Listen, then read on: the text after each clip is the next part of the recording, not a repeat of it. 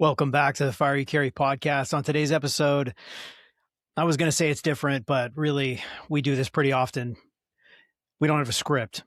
Kevin came to me with a question, something that had been kind of brewing in his mind, and I'm just going to give it away right up front. I mean, Kevin is now the Reverend Kevin Welsh. And the way that came about is he got asked to officiate a wedding. And the question is, why me? Am I worthy of something like that? And so really this is another conversation about imposter syndrome, but we're coming at it from a bit of a different angle than usual. And it really kind of, as the conversation progresses on, fleshes itself out, and being asked to do something like officiate a wedding or being asked to give advice to a young fireman leading a family, that type of thing, and how people's perception of us and the things they come to us asking for help with don't always line up with our perception of who we are. And so how do we figure that out? How do we balance that? What's the right thing to do? Are we letting our own humility get in the way of being useful to people who are in our lives? So it's a fun conversation. I actually got a lot out of it in the having of it. So I know you guys will too. Thank you for listening. Enjoy. You know, I was at my cousin Gene Turner, who's done a lot for us. She's done pictures and videos and stuff for the program and for the podcast. She's really special. But weddings in general are kind of a nice, like, just a reprieve. And I don't think we have too many like rites of passage, you know. But a wedding is one that I just think it's really fantastic. I mean, you got families coming together. Everyone's generally in a good mood. And we know what's coming, right? There's going to be the music, the walk down the aisle, the ladies in the fancy dresses, the dudes dressed up like they're not supposed to be. You know what I mean? We know what's coming. There's a rhythm to it, but yet we all we all love it. We all expect it. And then it's just fun to watch like these blended groups get together and like dance on the dance floor and be goofy and stuff like that.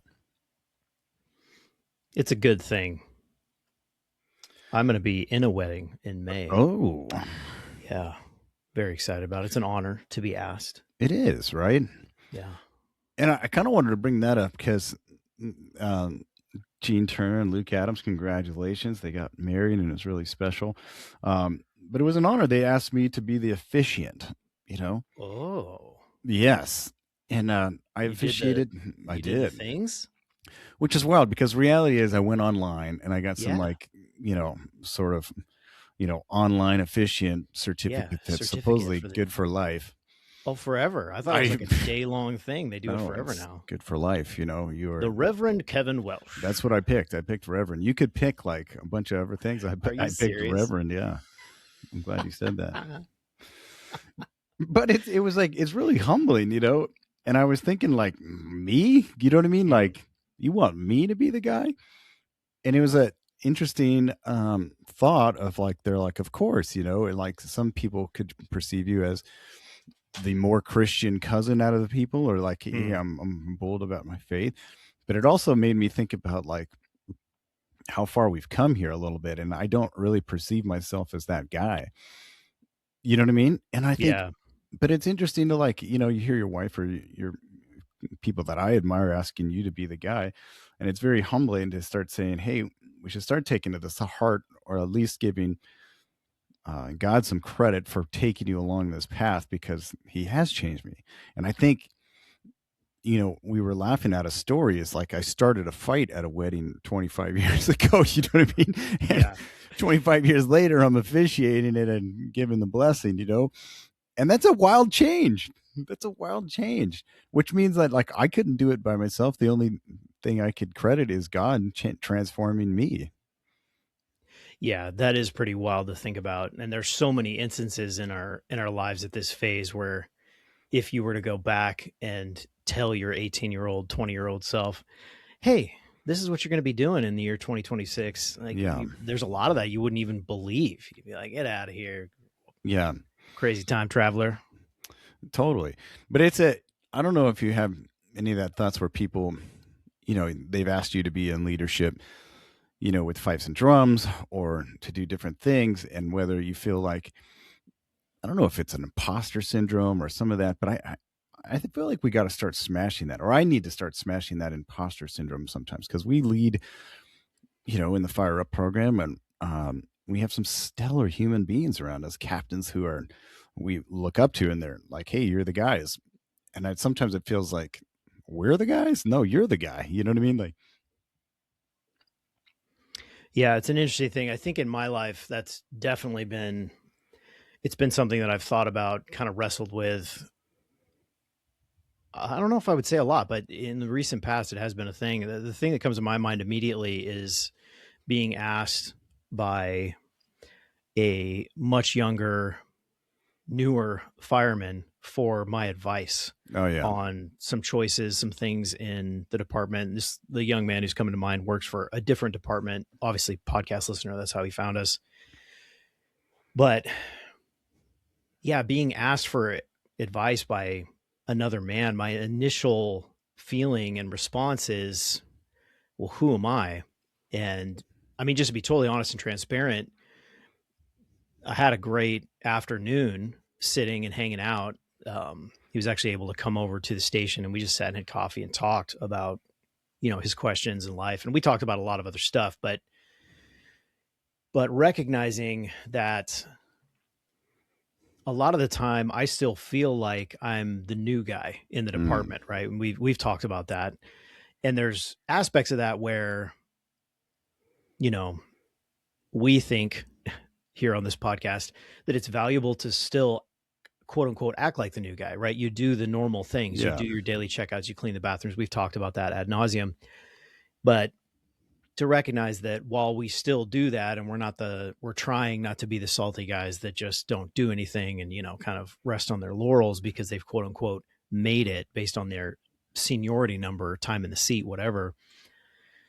But when I sat down with this guy, the first thing out of my mouth was, hey, I want you to take everything I say with a grain of salt, because I'm just another guy. I understand that we have this podcast and we have this reach, and there's this possible perception that I'm dialed and I've got this all figured out. But the reality is that I'm just another guy, and anything that I may pass on to you, I want you to run it by other people in your life and that type of thing, which I don't think is bad advice. Mm-hmm. But right off the bat, immediately, I'm just kind of communicating like, I'm not really the guy, right? That's kind of my perception of myself. But then, and it's difficult to talk about this without sounding like you're, tooting your own horn, but then during the course of the conversation, the stuff that this guy's talking about and asking about, like, I have real world experience in, and I've gone through, or I've watched other people go through, and I kind of know if you do this, it's going to go this way. If you do this, it's going to go that way. So then I can share that and pass that on. And I think it's fair to say that then there is value there for that guy, and he can still go do whatever he wants, right? He's a grown man, but having that ability to have that perspective.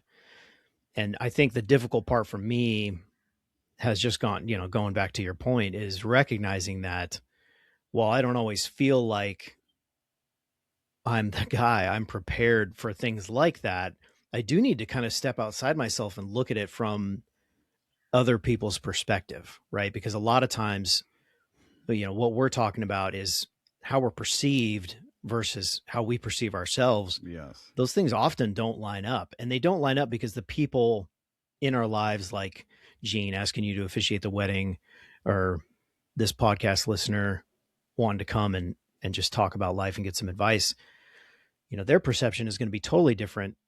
He didn't know me at the beginning of my career when I was fat and out of shape and drinking every day and really struggling, right? He only knows Nole on the podcast, and he's heard me talk about some of those stories, right? But he, that's not his perception. Well, I still carry that, which is an interesting, I don't know.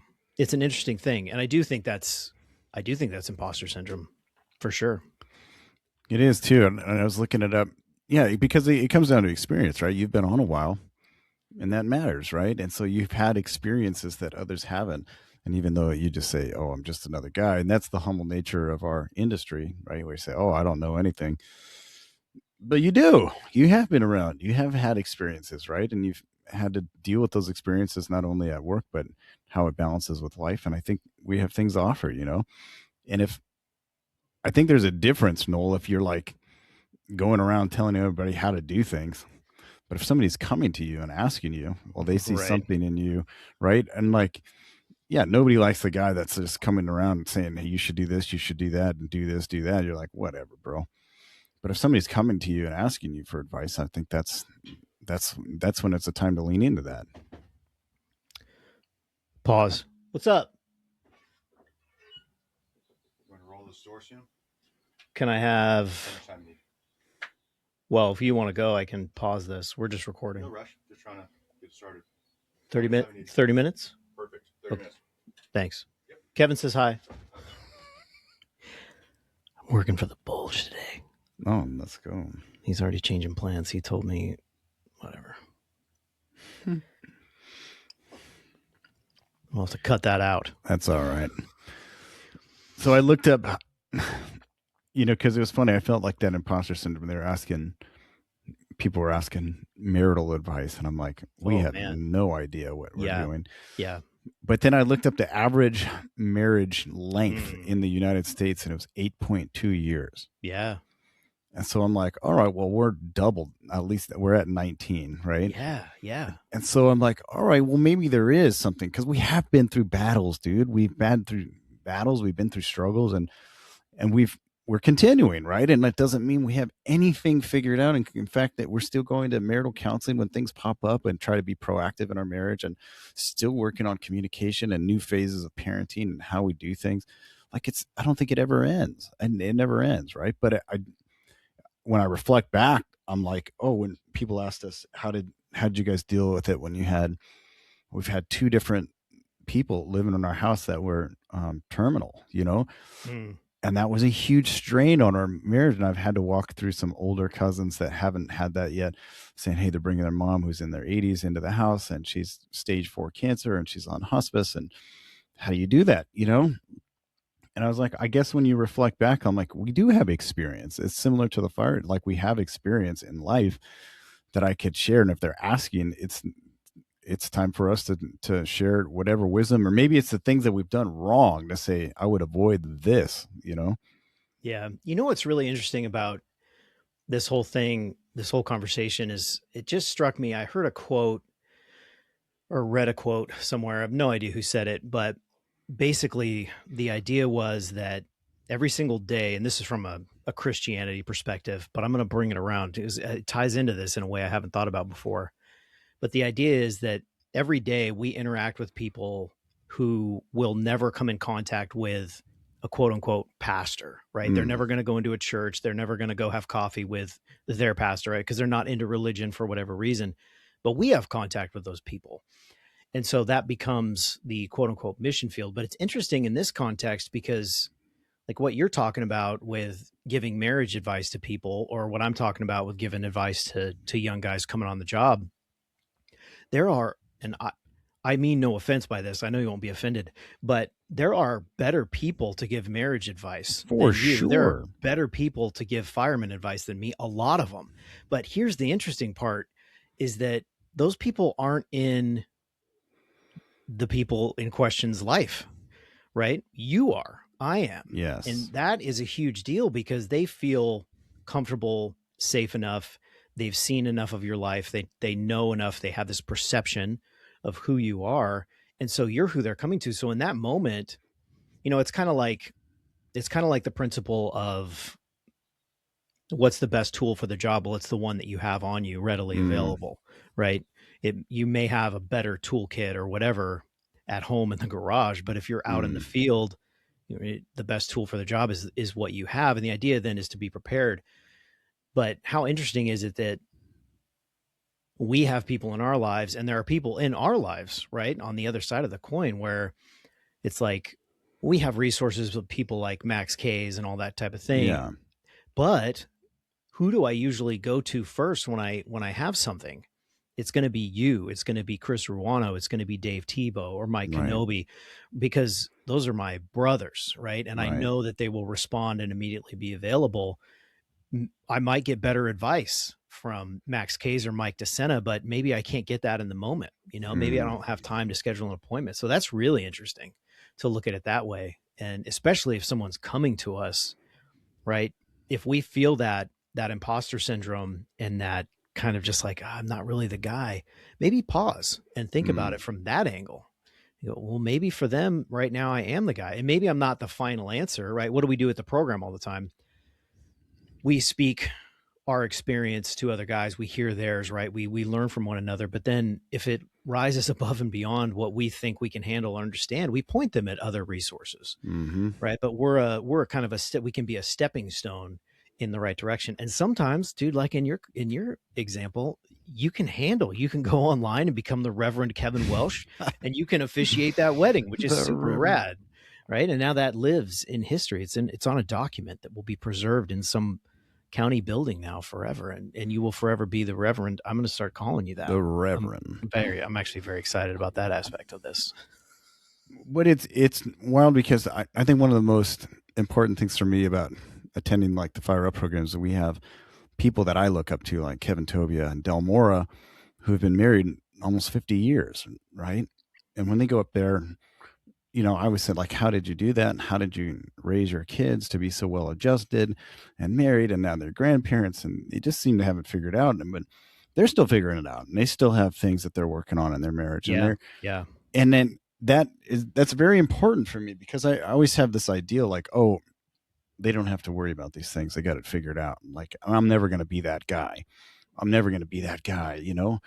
But what it shows to me is that they've just put in the daily work, like the habitual things that over time have created a successful marriage, a successful children, successful grandkids. And it's nothing like miraculous. It's just showing up daily and doing the things. And I'm like, oh, once again, I'm reminded that, like, oh yes, I should communicate with my wife. Oh yes, we should take a pause and pray with each other. Oh yes, we should do little things to court her and to maintain that fire, you know. And like, it's nothing miraculous. It's just these little daily interventions. Sorry, I'm taking notes. Notes while you talk. Yeah, I love having conversations like this. If the podcast listener can't tell, this is pretty impromptu, right? We just jumped on a recording. Kevin says, hey, I've been thinking about this. Let's talk about this. And we do. So we don't have a lot of notes and a lot of preparation, but I actually like the way the conversations unfold when we do that. At any rate, I digress. The interesting thing about the whole idea of imposter syndrome and wrestling with that, I know, is a topic that a lot of guys deal with. We've talked about it before. I've heard a lot of other guys talk about it. And I know you're resonating with that out there as you're listening. I think that there's an aspect of that that's really good, right? Because it reflects humility. Because the other side of that you touched on briefly, where if I was running around and just giving unsolicited advice, telling people what they should do, right? That's the other side of the coin. And I think that can be incredibly negative. And I've been around those people who behave like that. And you know, it's not traditionally well received, you know, like, well, who are you? Why are you telling me what to do? You don't know anything about my life. Versus coming to someone and saying, hey, what do you think about this? It's a totally different thing. We run the risk of not being useful to our friends and family and the people who come to us like that if we're too humble, if we're too like, no, I'm not the guy, you know, go, you know, talk to somebody else. We don't want to do that, but we also don't want to end up on the other side of the coin. We're like, oh, hell yeah, I'm bitching. I got it all figured out, right? We never want to be that person either. I was looking for a quote, trying to look it up on my phone while I'm in the middle of recording. It wasn't working out, but essentially one of the things that came to mind when we were talking about this was, I hate this term, but fake it till you make it, right? There's this idea out there that if you want to be a fireman, then you need to start behaving like a fireman before you get the job. You need to start believing that you're going to get it, and you start executing. You talk about this a lot, about making those lifestyle changes and doing the hard things before you get there, right? So that you can get there. And that's a thing. I mean, financial and money guys talk about it all the time. If you want to be a millionaire, you have to start making decisions like a millionaire would, even before you get there. And it's just kind of one of those principles that works across the board in life. And remembering that is, I don't know, it's tough and it's kind of interesting, especially in our world, because, you know, when you're looking at it from the firefighters' standpoint, we're in the job, right? We've been doing it for however many years now. And I'm going to totally derail us right now. Side note, I got my 15-year pin this week. 1-5. Yeah. My family was visiting because I've been work nonstop. And so they came by. They were going up north to visit my wife's family. So I wasn't going to see them. Actually, I'm not seeing them for like 10 days, which is just ridiculous. So they came by there at the station and we're hanging out and it's getting ready for them to be time to leave. And the chief pulls in unannounced. Yeah. So I'm like, all right, I'm going to have to go see what's going on. And I'm also not in the correct uniform. So I'm like, all right, let's say goodbye. So we go out to the car, we say goodbyes. I see the chief walking to the station. He's kind of looking over at me. I'm like, oh man. I'm like, I'm in my slippers and I'm not in uniform. Whatever. It's the middle of the day. So they leave, we say goodbyes. I go inside and I can't even like go change in my locker. Cause as soon as I step in the station, Cap goes, they can hear me come in. Cap goes, hey, Nole, chief wants to talk to you. I'm like, oh no, I'm in trouble for something, right? What did I do? And here's what I thought I did. So we had taken, I might get myself a little bit of trouble here. Let's see. That doesn't matter. We had taken the patrol. So the guys had food and my family needed lunch. So we had jumped in the patrol. I'm on the radio and we went down to grab some food for Heather and Indy. Yeah. Well, while we're driving, I show Indy that the patrol has a PA system. Yes. He loves that. So we pull up next to the golf course and there's dudes teeing off and he's on the PA and he goes, oh, that's like legitimately now that what he decides to do over the PA. And of course the guys stop and they're looking, they're trying to see what's going on. And we're laughing. It was hilarious. So that's immediately in my mind. I'm like, I was driving around. Funny. My kid was harassing people in the PA. Like someone called and now I'm gonna have to talk to Chief about this. Oh, that's funny. So I walk into the office. Chief is in his uniform, Cap is sitting there and I'm in my, my PJs. Slippies. Yeah. And he goes, hey, was that your family? And I said, yeah, they had to get out of here. They got traffic and they got to get home or whatever, get on the road. And he goes, oh, too bad they left. I'm here to give you your 15-year pin. Oh. And I laughed. I was like, oh man, bummer. And then he hands me the pin and, you do the handshake and Cap's taking the picture. I'm like, Cap, hold on. Let me go put at least part of a uniform on. And he's like, you're fine. And Chief's laughing. And, he goes, how many years have you been on? Like, how late is this? Cause the pin thing, they're always late. I was like, well, this is, I'm getting close to 17, but this is great. I didn't even know there was a 15-year pin. So it's pretty funny, but that's great. I completely forgot what I was talking about before I got into that. It was a funny moment. Think you're in trouble. You think you did something wrong and they're giving you accolades. That's where my brain goes. Right. I must have done something wrong. But you brought it up. I know people cringe when you hear those like corny sayings, but fake it till you make it is a thing. Yeah. I remember like in the fire service, I was working a job at the bank, and I had, you have sweet hair and you're wearing a shirt and tie or a suit or whatever at the bank. Yeah. Or whatever. Yeah. And I'm like, I'm in the process and I'm like, I now know I want to do this without a shadow of doubt. And this is and I shaved my head in preparation. Oh, yes. And it was just like, it was like the death of a salesman. It was just like, what are you doing? And I was bold to tell people, I'm going to be a fireman. This is what a fireman looks like in the academy. And I was just like, I'm shaving my head. I'm going to I was constantly working out and I was working out in sweatshirts and sweats and all this stuff. And like people looked at me like I was crazy, but I was bold to say, like, I was faking it till I made it, like saying, this is the death of a salesman. I'm going to go the way that I'm supposed to go. You know what I mean? And then, I think there's something to that. And I think even in like sobriety, they talked about that early on as like, fake it till you make it. Like you're only doing this thing one day at a time. And like just for today, you're going to have to put a smile on your face, put some shoes on, go to work, do your thing. And like, know that there's struggles in the background, but sometimes you just need to put that on the back burner, Yeah. As a man, there is something, and I don't know if this comes, I think this partially comes from movies and television, but there's something about coming to that point in your life where you make a decision that you're going to do something hardcore, like go be a fireman or go into the military, and you do shave your head. And it is this transformational moment. And then there's all kinds of montages where that happens. And it's either a positive or negative thing, depending on which movie you're watching. But I think there is a real thing about that, about changing your physical appearance, changing your activities, and that changing your mindset to then where all these years later, right, you are doing it. Yeah. And would it have happened if you held on to the sweet coiffed hair and, you know, the button down shirt and the tie and just kind of gone after it safe, quote unquote, safely, right? So that people don't think that you're crazy for doing the crazy stuff, you know, probably not. Like if you go into anything halfway, you're probably not going to achieve it. And I would almost confidently say you're not going to achieve it, right? It's just not the way that Right. it works. So sometimes it's time to shave your head. No, yes. And I think one of my favorite captains at the station is Steve Miller. He's a legend. He was at 147s for the longest time. It's probably one of the best truck captains I've ever been around. But when he came to like talking about guys promoting, there's always this thing where guys are like, oh no, maybe I'll take the test, or oh, I'm not really studying, or I'm not. Mm-hmm. He's like, no, own it. Absolutely own it. Tell the world. You know what I mean? I'm going to promote. I'm going to promote. I am studying my brains out. I am going to be in the office for the next 4 hours, you know?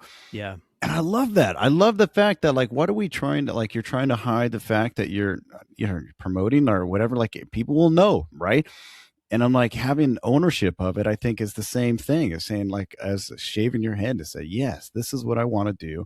This is what I feel called to do. And this is what I'm going to do.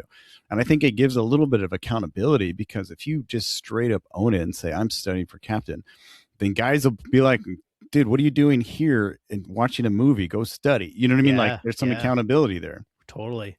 There's an aspect there, at least in our line of work and probably everywhere, where guys do that because they're afraid that they're going to fail. Right. And if they half-ass it, then they can be like, well, you know, I wasn't really trying. I just kind of wanted to see the test, you know, that type of thing. It gives you a bit of a safety net.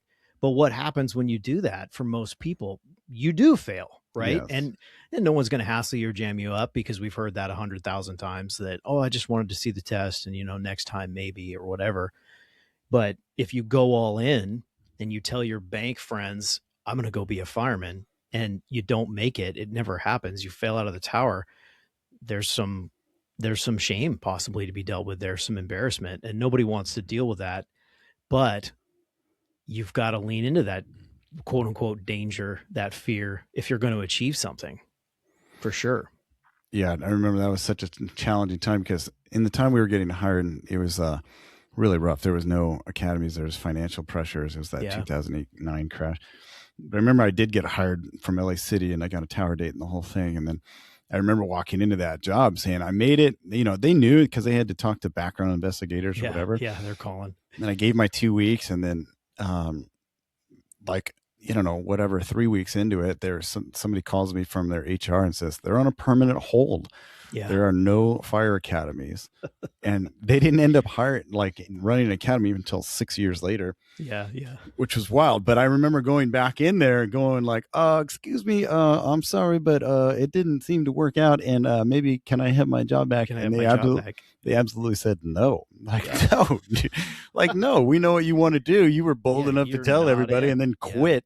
And said you were going to. Like, no, this is not a long-term employee that we want, you know? Yeah. And so, I mean, that it did cause some pain, because I had to go find some lame job to like be in the interim until I figured out the next move, you know? Yeah. But let me ask you this, you know, we say fake it till you make it. I think this goes into that imposter. When do you know you made it? Yeah. That is the question. The thing that immediately comes to mind is something that I've been wrestling with a little bit here in the podcast program world, and we've been vocal about it. We would love to see this podcast take off and, you know, just be huge numbers wise and be impacting tens of thousands of men in a positive way. We would love to see that happen and build it to that point. We would love to see the program expand and grow to where we're doing, you know, 8 or 12 retreats a year, and also doing them other states. Like, we have all these grand visions and plans for this that we would like to see happen. And I had this moment where I was reading, I don't know the reference, but I was reading the parable of the talents, which is one of the more difficult parables for me. I've wrestled with it a lot over the years, but essentially the idea is that this master gives his servants a certain amount of talents, and it's money. And he gives 1 talent to one, 2 to another, and 5 to another. And then he goes away on these travels, and he comes back, and the 5 talent guy has invested the money and done some smart things with it, and he's doubled it. And same thing with the 2, or I can't remember if it was 2 or 3, but the mid-tier talent guy. And then the 1 talent guy just took the money and he went out and buried it in the field. And so he goes and digs it up and brings it back. And the master, the guy who left these dudes in charge of his, his finances, he's upset with the 1 talent guy because he didn't even put it into a savings account essentially, right, and get a little bit of interest. And so he takes that 1 talent from that guy and he gives it to the dude with 5. And I'm not going to go into all the other theological things, but the thing that made me think about where I'm at in my life is just recognizing that we have this amazing opportunity to talk to you, the podcast listener, right now. And I know that there are hundreds of you out there listening to this right now on Monday, and that's incredibly humbling and awesome. And a lot of you are our friends or have become our friends since we started this, or will become our friends in the future because you'll come out to the program. Like, it's an amazing opportunity. Same thing with the program. It's been hugely rewarding. It's been amazing. We've impacted hundreds and hundreds of guys. We have all these new friends and brothers now because of the program.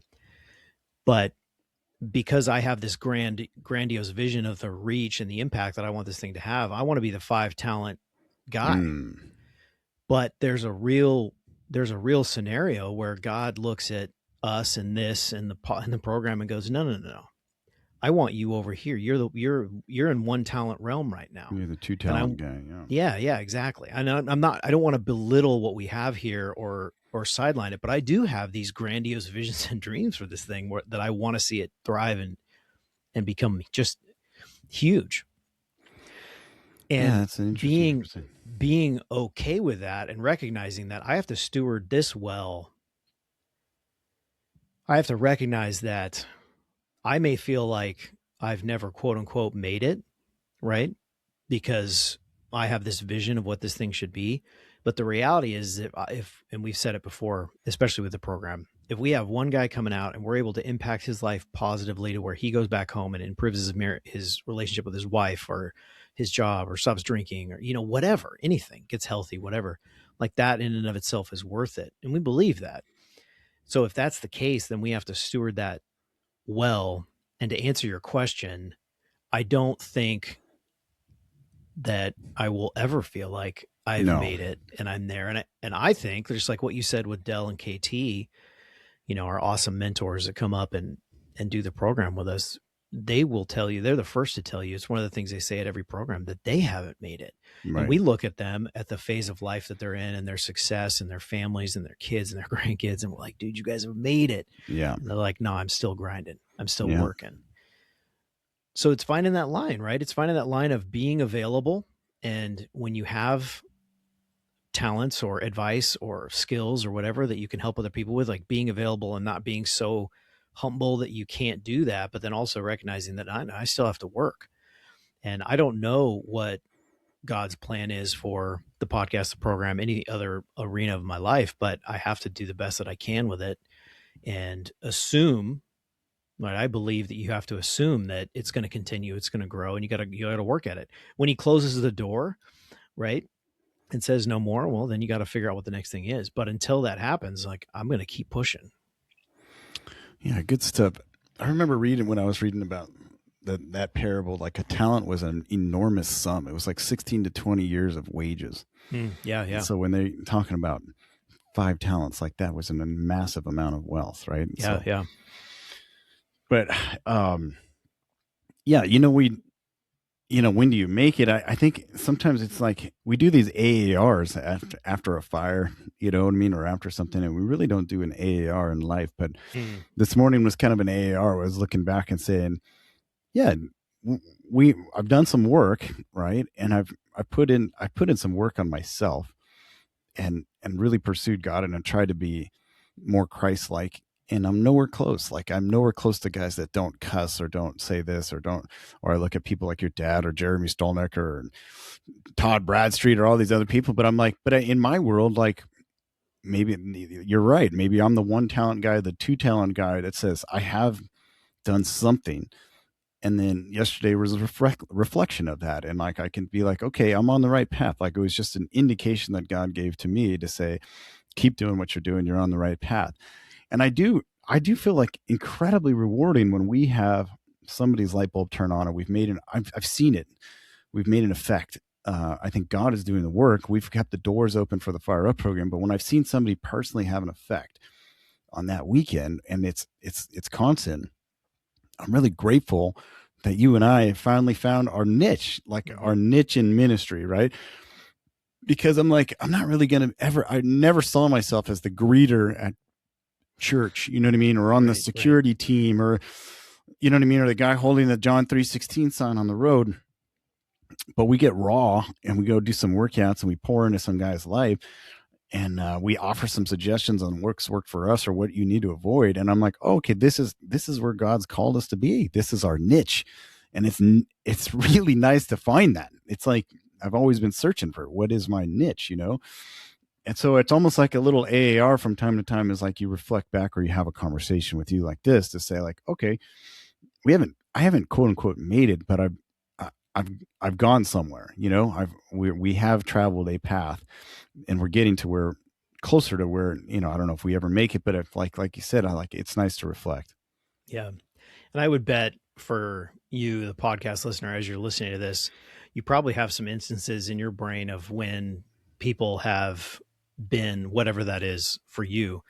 And my encouragement would be, as you're thinking through this, to just be open and available to be whatever that is for somebody else. Maybe it's fixing somebody else's car. Maybe it's giving them advice. Maybe it's stepping into a role that you're really uncomfortable with and officiating a wedding for the first time, right? I mean, it could be anything. And recognizing those moments when they come and being willing to look at, what's this person's perception of me? Why are they asking me to do this? Is it within my capabilities, even though my immediate gut reaction might be like, oh, no, I'm not the guy. And then if it is, like, yeah, step into it, lean into it, honor that person by the fact that they asked you for advice or they asked you to do something for them, and be available for it. And then obviously, you know, the flip side of that coin is, you know, be aware of the people in your life who can do those type of things for you, and don't be afraid to reach out, because, you know, I've had people impact my life in a myriad of ways, and sometimes it's just a one-off. Sometimes those guys become brothers, and, you know, that's a huge part of the reason why I'm here and where I'm at now, even getting into the fire service, right? That's because guys came into my life, or I pursued them, and they poured into my life, and now I'm a fireman, right? I didn't do that on my own. And, you know, we can do those things and pass that type of experience on to other people, and be valuable to them. And I think it's something worth paying attention to. It's phenomenal. Hey, I wanted to ask you, you were doing some things, the nicotine thing, the fire belt thing. Like, we had the great Ian Myers on, and I think I've heard some amazing feedback from guys that are doing that. I wanted to ask you about that. Dude, so the nicotine thing is still going. I'm doing good. There's still days where I think about it and want to jump back on the train, but I don't think that'll ever go away, because, well, you know why. Do you feel any different physically? No. Nothing. No. I'm going to be honest. I don't. I thought I would That's feel so depressing, because I've heard like Dave Tebow, when he talked about quitting, he was like, I've got more energy. I feel clear. I didn't experience any of that, which made it even harder fight to quit, because I was like, I'm not even getting any benefit out of this. But yeah, the fire belt thing. So Evan Hallquist's program, I got to be honest, it's really good programming. I didn't, like I talked about before, I didn't work out at all during the month of February, so I haven't touched one of those workouts since January. But kind of what I thought might happen did happen. I am unable to follow someone else's training. I just have to be honest with myself at this point in my life. I'm 43 years old, and I hate following someone else's programming. I don't like it. I get bored. I get antsy, and if I've got a day where I'm feeling good and I want to go crush a Metcon, I'm going to do it. And so the program that I started with him, it was really good. It was challenging me to do things I'd never done before. And I've actually incorporated some of those movements into my other stuff now because I learned them from Evan via his app. I have a couple of other buddies who are in it and following it and loving the fact that every day they just look at it and they do what he says and they don't have to think about it. I'm just not that guy. And I will keep it in my back pocket and use it periodically where I'm like, I don't know what to do today. I'll look in there and grab one of his workouts. I will do that because I did buy it. And so I do own it, and his programming is great. But as far as following it on a daily, or I'm just not the guy. I can't do it. And Chris Ruano says that pros have a plan, and he's totally right. But I strongly believe that I'm a weird outlier, and I cannot do that at the phase of life that I'm in. So that's where that is. That's all right. I don't think there's much wrong with that because you've had success. If you were a total fat slum, I'd be like, well, maybe you should do something else for somebody. You know what I mean? Yeah. But you're not. So to me, it's like, well, what you've done is working. So why do you need to change it? And I feel like the times that I've worked for when I have followed a program is when I have a specific goal. Right. Like I want to run a 4x4x48. Well, I don't know how to do that. I better start following like somebody that does, or come up with a plan. You know what I mean? Yeah, totally. And I feel like that's the only time that I've really stuck with something. Yeah. Is when I have like a specific goal in mind. Yeah, that's totally true. That's totally fair. And my current fitness goal is just to be strong and capable as far into the future as I'm allowed to live. That's my current goal. Right. And for me, so much of my fitness is really more geared to kind of the mental aspect side of it. And the benefit I get out of that is when I work hard and at a high intensity. And could I be physically more flexible and stronger and more adaptable if I followed somebody's program? I do believe it. I believe that if I followed Chris Ruano's programming or Evan Hallquist's programming, I would be better. But the mental side of that for me, it doesn't rise to that level. And it's almost like I'm using fitness for something else. You always talk about getting the demons out, right? Not sometimes, like I need that. And so nothing against those guys programming because it's a lot more intelligent than what I'm doing. Right. But it doesn't always deliver on that for me because it has a goal, right? And right. There is an aspect where I should have something that I'm training for and a goal because that's good and positive. We've talked about that, but I'm just not in that place right now. Well, dude, I have to go. That's a good thing. I mean, to thy own self be true. If you need to get the demon out, and the thing is says rest day, and you know that you need to get some angst out, get some angst out, Yeah. And the same thing too is if there's different days. If I'm feeling it, I'm going to go. I'm going to push a little bit. Right. If I'm not feeling it, maybe I'm not going to follow the program. You know what I mean? Right. Totally. Okay, I got to tell you one more thing, and then I got to bail. I already told you about this, but for the podcast listener, the band Sleeping Giant, is my favorite band. Tithemy is the greatest song of all time. We'll link to it again in the show notes because if you haven't watched the music video, listen to the song, you have to. But it's on rotation of every fire program. It's just the best. This band is incredible. The best shows I've ever been to were Sleeping Giant shows. They haven't been a band for years, but they are doing a 20-year reunion. They are doing 2 nights of shows at the Glass House, which is in Pomona. It's a good venue for this type of thing. It is wild, loud, rowdy Christian music. I absolutely love it. The dates are June 19th and 20th. It's a Friday and a Saturday night. I will be at both dates. I bought tickets already. I'll be there with my wife and my daughter and probably my wife's sister. So if you want to come hang out and listen to some rowdy, shouting, screaming Christian music, I'll put the links for the tickets in the show notes.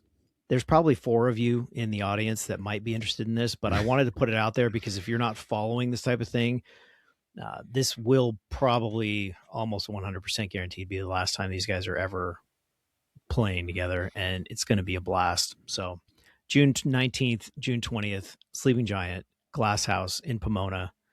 Come get rowdy with me. It'll be a good time. Go. Yeah, my only fear is that I think I can only go to one of the nights is that they don't play Tithemy on that album and that or whatever. Dude, I'm like, and that is why I bought tickets for both nights because they don't have a set list out. And I thought that exact same thing because they are saying they're going to play different set lists each night. And I was like, if I miss the Tithamy night, I'm going to cry real man tears. And so yes. I bought both nights. That's my birthday gift for myself this year. One of my favorite athletic memories was I competed in a powerlifting competition, yes. And you get to choose for the deadlift. The deadlift was the pit, like the culmination of the whole day. You started yes. with, the bench and then squat and then you deadlift. But you get to pick your song, and it was deafening inside. And my wife was just appalled by the environment because you got fat dudes in singlets just slapping each other, sniffing on ammonia, and it's just blaring metal, right? Oh, yeah. And so I picked Tithamy, and when you remember, we went out there and I just lifted half of a house, you know what I mean? And it was well over my PR. Yes. But I have to say, Sleeping Giant aided in that. Heck yeah. Oh, man. So that should be fun. That'll be a good time. Well, thanks for joining us. Death of the Imposter Syndrome. Let's start owning it a little bit. Like, you've done some work. My hat is off to you. I think God is proud of you as a son, and the world is telling you you're not who you're supposed to be, whatever. I think we're starting to smash that. I think it's good to have great friends around you to encourage you on what you're doing. So let's keep it up. And death of imposter syndrome. Lean in. Till next time, this has been the Fire You Carry podcast. I want you to mark down these dates, April 10th through the 12th.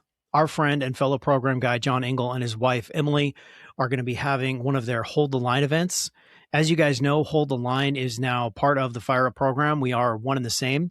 And Hold the Line's mission is to take first responders fly fishing to help them deal with the stress of life, post-traumatic stress, normal stress, whatever that may be. And really their goal is just to take you out into nature, into creation, get you in the water, teach you how to fly fish if you don't know how, or help you fly fish with you if you already do know how. And they're just really great people. And it's a really awesome opportunity to decompress and unpack in just God's beautiful creation, doing something that is very relaxing and very rewarding, which is fly fishing. Here at the Fire You Carry podcast, we strongly recommend John and Emily's program, Hold the Line. And if those dates line up for you, it is something that I want you to mark down. Next week, on our next episode, we will be giving you guys the way that you can sign up for that. Spots are very limited. He does smaller classes than we even do at the Fire Up program, so there won't be a lot of spots. So if you're interested and those dates line up for you, make sure you listen next week on Monday when our episode comes out, because we will let you know then how you can sign up and how many spots we have. Thanks for listening. We'll see you next week.